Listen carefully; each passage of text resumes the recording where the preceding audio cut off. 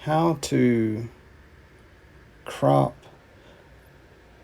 photos of items, of objects out of pictures. First, what you want to do is you go into photos and you find a photo that is worth cropping a picture out of.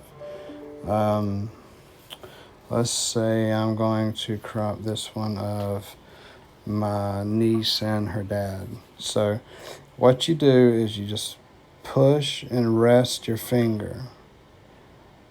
You see how it kind of lift up, and now it's like scanning it, and it's got the copy button. So you hit copy, and then you can stick it anywhere. You can put it in right into a text.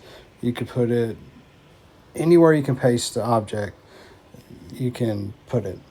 But that's how you crop or remove actual images of people and objects out of a photo. And then you can Photoshop them and do other fun stuff with it.